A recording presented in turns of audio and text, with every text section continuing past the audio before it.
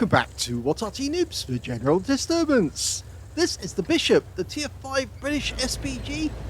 It's located on the southeast spawn of Pearl River under the command of M5 Multitronic Unit. Yes, that's the computer that, well, went kind of crazy in Star Trek, if you remember the episode.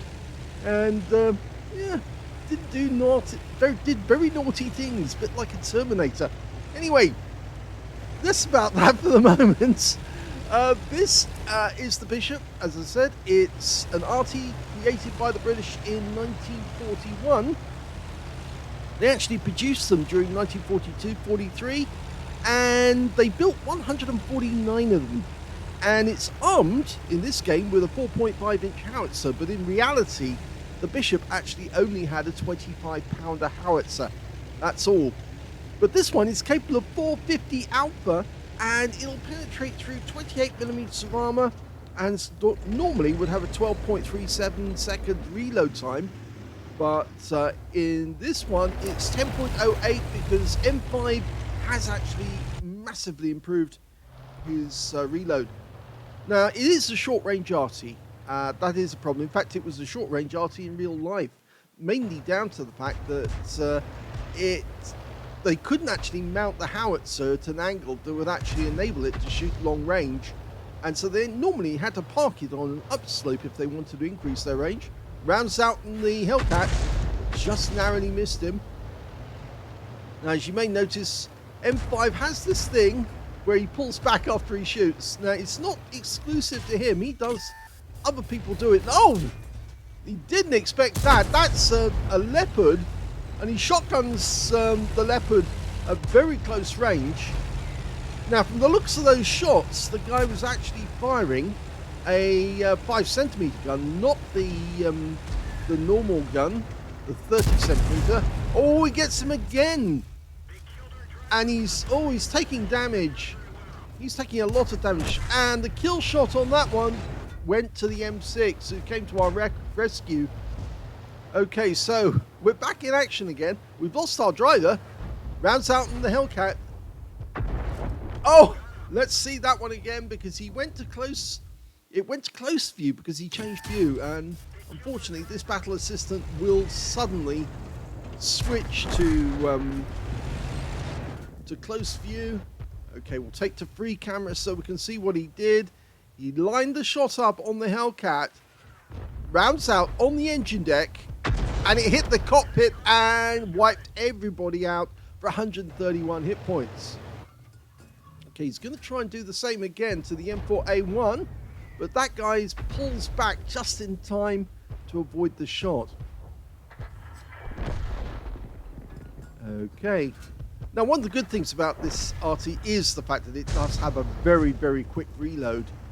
10.4 seconds for 10.5 seconds. No, 10.14 seconds. So you can get a lot of damage out in the enemy very, very, very quickly. And yes, he is looking around, and I'm having to fight to keep up with him on the view because he keeps changing his aim point. Now, there is a Tiger 1 just behind that rock. Now, you should be able to put the shell over the top of the rock into the Tiger 1. And in fact, he does. Now, I'm going to try and hold on to that view once he's actually lined it up. He actually holds it on the position, fires the round in as the Tiger pulls back, and he takes a direct hit from that shot. Okay. He's changed view again, and he's going for the KV2. He aims ahead of his path, and we didn't see what happened to the shell, but I think it struck a building instead. So instead, he's aiming up on the Tiger 1, fires around at him, and it hits the ground. Now you can see we've got a red line now, so some of the buildings in the village are probably obstructing his shot. Okay, we're now looking at the village. Yes, that tower actually was probably the object that the shell that he fired at the KV2 struck. Well, after the British had managed to receive the Sexton II, which replaced the Bishop, they actually gave the all the bishops to Turkey after the war. They received 48 vehicles. Now, I'm not sure what Turkey did with them, but I suspect that they scrapped them, actually, which would be a bit of a pity if they did. But there you go. Some nations will dispose of old armaments. Again, he fires the round in and pulls back after shooting, which makes it very difficult to follow the stream.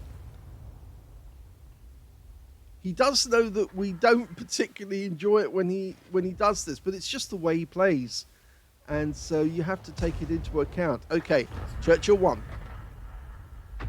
misses that one. You'll see the rescue disappear from view. That's when he pulls back, and then it'll come back up when he fires again.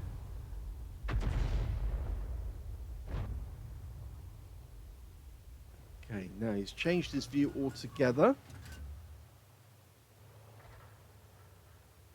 Oh, there's the Churchill. Okay, let's see if he can get this one. Rounds out. Oh, yes! Lovely shot. Direct hit on a moving vehicle. It's a trick which we do try to train to what Arty Noobs members when we hold training sessions every Sunday, or not every Sunday, but most Sundays. It's actually a good idea to learn that technique, because once you actually get it and you understand how to do it, then you can get a lot of damage on the enemy, because you just have to lob the shell or aim for a specific point that you know the enemy tank's going to go through, and just fire the shell at that spot and watch the enemy tank just drive straight into it. Okay. Oh, well, that gorilla died very, very quickly before we could get a shot in there. But there is an M10 RBFM up on that cliff there. Now, he's going to try and get a shot. He aims at the turret. Oh my God, what a shot! Just the turret to aim at, and he got it bang on and took out the M10. The last remaining enemy is a Challenger, but he's out of range. You can see we've got a grayed outline, and the rescue's flat, and he's driving as fast as he can to get close to it, but by the time he gets there, the Challenger might be dead. There he is. Now, he's within range, but can he get a shot on target? Let's see if he can. He adjusts his aim, rounds out. Very close. Okay, he's just adjusting his aim. Now, he aimed at a point where he thought it was headed. Oh, he got the front plate. He was aiming for the engine deck, but he actually hit the front plate, and it looks like there's a hole on his front plate. And the enemy goes down to the Fifi on our team, the Leffy.